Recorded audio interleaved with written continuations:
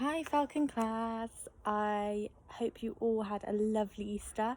Hope you all ate lots of chocolate. I did, and I still got loads left over. I listened to Mrs. Harley's chapter 6 yesterday, and it was quite exciting but quite worrying all at the same time. So today we're going to read chapter 7. I'm really excited. I don't know if excited's the right word. I'm a bit nervous to see what is going to happen. So we're going to read chapter 7 today. All that silence said. I smelt vinegar and I thought I was home. My father always brought us back fish and chips for supper on Fridays, and he loved to soak his in vinegar. The whole house would stink of it all evening. I opened my eyes. It was dark enough to be evening, but I was not at home. I was in a cave, but not my cave. I could smell smoke too. I was lying on a sleeping mat covered in a sheet up to my chin. I tried to sit up and look about me, but I could not move. I tried to turn my neck. I couldn't. I could not move nothing except my eyes. I could feel, though, my skin, my whole body throbbed with searing pain, as if I had been scalded all over. I tried to call out, but could barely manage a whisper. Then I remembered the jellyfish. I remembered it all. The old man was bending over me, his hands soothing on my forehead. "You better now," he said. "My name Kensuke. You better now?" I wanted to ask after Stella. She answered for herself by sticking her cold nose into my ear. I do not know for how many days I lay there, drifting in and out of sleep. Only that whenever I woke, Kensuke was always there, sitting beside me. He rarely spoke, and I could not speak, but the silence between us said more than any words. My erstwhile enemy, my captor, he had become my saviour. He would lift me up to pour fruit juice or warm soup down my throat. He would sponge me down with cooling water, and when the pain was so bad that I cried out, he would hold me and sing me back softly to sleep. It was strange. When he sang to me like it was an echo from the past of my father's voice, perhaps, I didn't know. Slowly the pain left me. Tenderly he nursed me back to life. The day my fingers first moved was the very first time I ever saw him smile. When at last I was able to turn my neck, I would watch him as he came and went, as he busied himself about the cave. Stella would often come and lie beside me, her eyes following him too. Every day now I was able to see more of where I was. In comparison with my cave down by the beach, this place was vast. Apart from the roof of vaulted rock above, you would scarcely have known it was a cave. There was nothing rudimentary about it all. It looked more like an open-plan house than a cave. Kitchen, sitting room, studio, bedroom, all in one place. He cooked over a small fire which smoked continuously at the back of the cave, the smoke rising through a small cleft high in the rocks above. A possible reason, I thought, why there were no mosquitoes to bother me. There always seemed to be something hanging from a wooden tripod over the fire, either a blackened pot or what looked like and smelled like long strips of smoked fish. I could see the dark gleam of metal pots and pans lined up on a nearby wooden shelf. There were other shelves too, lined with tins and jars, dozens of them, all shapes and sizes, and hanging beneath them was innumerable bunches of dried herbs and flowers. These he would often be mixing or pounding, but I wasn't sure what for. Sometimes he would bring them over to me so I could smell them. The cave house was sparsely furnished. To one side of the cave mouth stood a low wooden table, barely a foot off the ground. Here he kept his paintbrushes, always neatly laid out, and several more jars and bottles and saucers too. Kensuke lived and worked almost entirely near the mouth of the cave where there was daylight. At nights he would roll out his sleeping mat across the cave from me, up against the far wall. I would wake in the early morning sometimes and just watch him sleeping. He always lay on his back, wrapped in the sheet, and never moved a muscle. Kensuke would spend many hours of every day kneeling at the table and painting. He painted on large shells, but much to my disappointment, he never showed me what he had done. Indeed, he rarely seemed pleased with his work, for just as soon as he had finished, he would usually wash off what he had done and start again. On the far side of the cave mouth was a long work bench, and hanging above it, an array of tools, saws, hammers, chisels, all sorts. And beyond the workbench were 3 large wooden chests, in which he would frequently rummage around for a shell, perhaps, or a clean sheet. We had clean sheets every night. Inside the cave, he wore a wraparound dressing gown, a kimono, as I later knew it to be. He kept the cave house immaculately clean, sweeping it down once a day at least. There was a large bowl of water just inside the cave mouth. Every time he came in, he would wash his feet and then dry them before stepping inside. The floor was entirely covered with mats made of woven rushes, just like our sleeping mats. And everywhere, all around the cave, to head height and above, the walls were lined with bamboo. It was simple, but it was a home. There was no clutter. Everything had its place and its purpose. And as I got better, Kensuke would go off and leave me more on my own and more, but thankfully never for too long. He'd return later, very often singing, with fish, perhaps fruit, coconut or herbs, which he'd bring over to me and show me proudly. The orangutans would sometimes come with him, but only as far as the cave mouth. They'd peer in at me and at Stella, who always kept her distance from them. Only ever the young ones tried to venture in, and then Kensuke had to clap at them and they'd soon go scooting off. During those early days in the cave house, I so much wished we could talk. There was 1,000 mysteries, 1,000 things I wanted to know, but it still hurt me to talk. And perhaps I felt he was quite happy with our silence, that he preferred it somehow. He seemed a very private person and content to be that way. Then one day, after hours of kneeling hunched over one of his paintings, he came over and gave it to me. It was a picture of a tree in blossom. His smile said everything. "For you, Japan tree," he said. "I Japanese person." After that, Kensuke showed me all the paintings he did, even the ones he later washed off. They were all in black and white wash of orangutans, gibbons, butterflies, dolphins and birds and fruit. Only very occasionally did he keep one, storing it away carefully in one of his chests. He did several of the tree paintings I noticed. He did several of the tree paintings I noticed, always of a tree in blossom, a Japan tree, as he called it, and I could see he took particular joy in showing me these.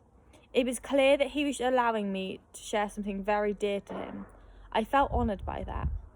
In the dying light of each day, he would sit beside me and watch over me, the last of the evening sun on his face. I felt he was healing me with his eyes. At night, I thought often of my mother and father. I so much wanted to see them again, to let them know I was still alive. But strangely, I no longer missed them. In time, I found my voice again. The paralysis gradually lost its grip on me, and strength flowed back. Now I could go out with Kensuke, whenever he invited me, and he often did. To begin with, I would squat on the beach with Bella and watch him spearfishing in the shallows. So still he stood, and his strike was lightning fast. And one day he made me my own spear. I was to fish with him. He taught me where the bigger fish were, where the octopus hid under the rocks, and how to stand as still as a heron and wait. Spear poised just over the water, my shadow falling behind me that the fish were not frightened away. I tell you, spearing a fish for the first time was like scoring a winning goal for mudlarks back home. Just about the best feeling in the world. Kensuke seemed to know every tree in the forest, where all the fruit grew, what was ripe and what was not what was worth climbing for. He climbed impossible trees nimbly, footsure and fearless. Nothing in the forest alarmed him. Not the howling gibbons swinging above his head to drive him off their fruit. Not the bees that swarmed about him when he carried down their comb from hollow high in a tree. He used to use honey for sugaring and bottling fruit. And always his family of orangutans came along, shadowing us through the forest, patrolling other tracks ahead, scampering along behind. All Kensuke had to do was sing and they'd come. They seemed almost hypnotised by the sound of his voice. They were intrigued by me and Spella, but they were nervous and we were nervous. And for the first time we kept our distance from one another. One evening, quite unexpectedly, and as I was watching Kensuke at his fishing, one of the young ones clambered on my lap and began to examine my nose with his finger. And then he investigated my ear. He pulled it rather harder than I liked, but I didn't yelp. After that, the following suit were using me as if I were a climbing frame. Even the older ones, the bigger ones, would reach out and touch me from time to time, but thankfully they were always more reserved, more circumspect. But Stella kept a certain distance from them, and they from her. In all this time, I supposed I must have been some months on the island now. Kensuke had said very little. The little English he did speak was clearly hard for him. When words were used between us, they proved to be of little help in our understanding of each other. So we resorted for the most part of smiles and nods, to signing and pointing. Sometimes we even drew pictures in the sand to explain ourselves. It was just about enough to get along. But there was so much I was burning to find out. How had he come to be here all alone on the island? How long had he been here? And how had he come by all those pots and pans and tools? And the knife, and the knife he always wore in his belt. How come one of his wooden chests was stuffed with sheets? Where had they come from? Where had he come from? And why was he being so kind to me now, so considerate, when he had clearly resented me so much before? But whenever I ventured any such question, he would simply shake his head and turn away from me like a deaf man ashamed of his affliction. I was never quite sure whether he really did not understand, or just did not want to understand. Either way, I could see it made him uncomfortable, so I probed no more. Questions, it seems, were an intrusion. I resigned myself to waiting. Our life together was always busy, and regular as clockwork. Up at dawn and down the track a little way to bathe in the stream where it tumbled cold and fresh out of the hillside into a great cauldron of smooth rocks. We'd wash our sheets and clothes here. He'd made me my own kimono by now, slapping and pounding them on the rocks before hanging them out to dry on the branch of a nearby tree. Breakfast was a thick, pulpy fruit juice which seemed different every day, and bananas or coconut. I never tired of bananas, but very soon became sick of the coconut. The mornings were spent either fishing in the shallows or fruit gathering in the forests. Sometimes, after a storm, we scoured the beach for more of his painting shells. Only the biggest, flattest would do, or flotsam to join in the stack of wood at the back of the cave. There were 2 stacks, one clearly for firewood, the other, I supposed, reserved for his woodwork. Then it was home to the cave house for a lunch of raw fish, always delicious, and usually breadfruit, always bland and difficult to swallow. A short nap after lunch for both of us, and then he would settle down at his table to paint. As I watched, I became so engrossed that the full failing light of evening always came too soon for me. We would cook a fish soup over the fire. Everything went in, heads and tails and a dozen herbs. Kensuke wasted nothing. And there were always red bananas afterwards. All I could eat. I never went hungry. When supper was over, we would sit together at the mouth of the cave and watch the last of the sun drop into the sea. Then without a word, he'd stand up, we would bow solemnly to one another, and he would unroll his sleeping mat and leave me to mine.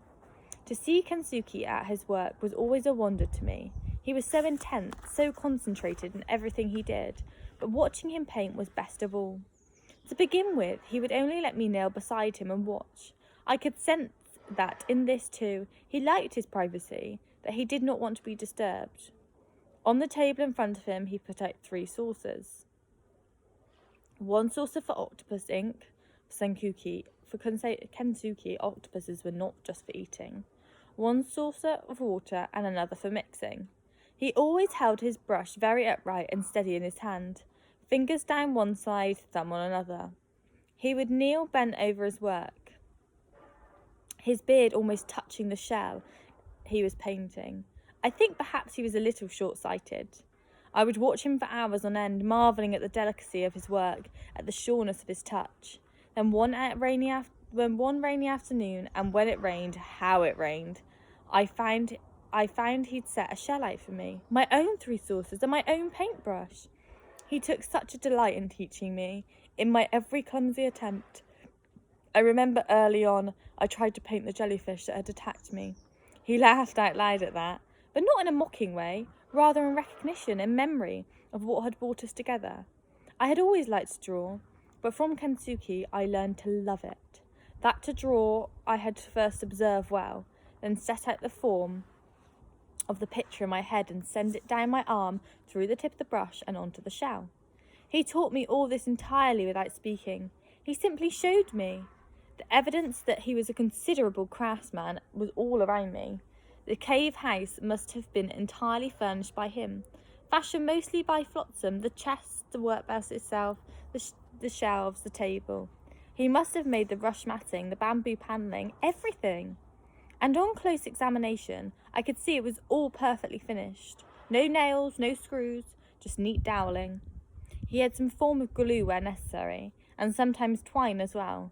Ropes for tree climbing, fishing spears, fishing nets and fishing rods were stacked in one corner, though I'd never yet seen him use the rods. He had to have them all made. He had to have made them all. He'd made his own paintbrushes as well, as I was soon to find out. Kensuke had a favourite orangutan, a large female called Tumachi. I'll figure out how to say that, guys. Who would often come and sit by him to be groomed. Kensuke was grooming her one day just outside the mouth of the cave when the other orangutans looking on, when I saw him quite deliberately pluck out the longest and darkest hairs from her back. He held them up to show me, grinning conspiratively. At the time, I didn't really understand what he was up to. Later, I watched him at his work bench trimming the hairs with a knife, dripping them in the sap I'd seen from a tree that morning, cutting a short length of holly bamboo and then filling it with Tumachi's hair. A day later, the glue had hardened and he had a paintbrush. Wow, that's really cool. Kensuke seemed to have found ways to satisfy his every need. We were silently at our painting one day, the rain thundering down on the forest below, when he stopped, put his paintbrush, and said very slowly in a very measured way, as if I thought he was going to say it for a long time, "I teach you painting, Micah." This was the first time he had ever called me by my name. "You teach me English. I want to speak English. You teach me." It was the beginning of an English lesson that had lasted for months. Every day, dawn to dusk, I translated the world around him into English. We did what we had always done, but now I talked all the while, and he would echo every word, every phrase he wanted to. His brow would burrow with the effort of it. It was as I was saying each word, he was simply swallowed it into his brain. Once told, once practiced, he would rarely forget, and if he did, he was always very annoyed with himself. Sometimes, as I told him a new word, I noticed that his eyes would light up.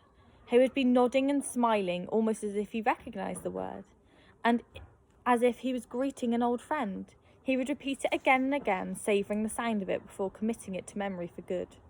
And of course, the more words he knew, the more he tried to experiment with them. Single words became clipped phrases, became entire sentences. His pronunciation, though, never did improve, however hard he tried. Michael was always Micah, sometimes Micah-san. Sometimes, at last, we could talk more easily to one another. The long silence in our friendship, which had been forged, was over. It had never been a barrier between us, but it had been limiting. We were sitting by the cave mouth one sunset, when he said, "You see now if I understand, Micah-san. You tell me story of you, where you live. Why you come here to my island, from baby to now, I listen." So I did. I told him about my home, about my mother, about my father, about the brick factory closing, about football with Eddie and the Mudlarks, and about Peggy Sue and our voyage around the world, about football in Brazil and the lions in Africa and spiders in Australia, about my mother being ill, about the night I fell overboard. "Very good, I understand, very good," he said when I had finished. "So football you like?" "When I little, I play football too. Very happy time, long ago now, in Japan, in my home." He sat in silence for some moments. "You very long away from home, Micah-san. You very sad sometimes, I see. So I make you happy. Tomorrow we go fishing and maybe I tell you my story too. My story, your story, maybe same story now." The sun had suddenly gone. We stood up and bowed to one another. "Osami Masai," he said. "Good night," I said. It was the only time of day he ever spoke Japanese. though he did sing in Japanese, mostly. I had taught him 10 green bottles, which always made him laugh when he sang it. I loved his laugh. It was never loud, more of a prolonged chuckle, but it always warmed my heart. The next morning, he picked up 2 of his fishing rods and a net and led the way into the forest. Today we catch big fish, Micah, not small fish, he announced. He was taking us to the part of the island where had been washed up all those months before, but rarely had cause to visit since, because there was little or no fruit to be found there. We had to beat a difficult path through the forest before joining a cliff path that wound its way down to a hidden sandy bay. As we emerged from the forest onto the beach, Stella ran off, bounding at once into the shallows, barking at me to play with her. Suddenly, Kensuke caught me by the arm. "You look, Mikazan. What you see?" His eyes were full of mischief. I didn't know what I was supposed to be looking for. "Nothing here, yes." Very clever fellow. You watch, I show you. He made for the end of the beach, and I followed. Once there, he began to pull and tug at the undergrowth. To my surprise, it simply came away in his hands. I saw what at first looked like a log lying in the sand, but then, as he dragged away more branches, I saw it was part of a boat, an outrigger, a long, wide dugout with a frame of outriggers on either side. It was covered in canvas, which he folded back very slowly, chuckling to himself as he did so. And lying there in the bottom of the boat beside the long oar was my football. He reached in and tossed it to me. It was so much softer now, and much of the white leather cracked and discoloured, but in places I could just still make out Eddie's name. Oh, how do you think he's going to be feeling now he's found his football? That was almost his comfort, wasn't it? And something that he was really devastated that he lost. Well, you will have to wait till tomorrow to read the next chapter. Anyway, guys, I hope you're well. I hope you're having a lovely Easter, and I hope you're having a bit of a rest, because I think you guys need it. Right, see you soon, guys. Bye.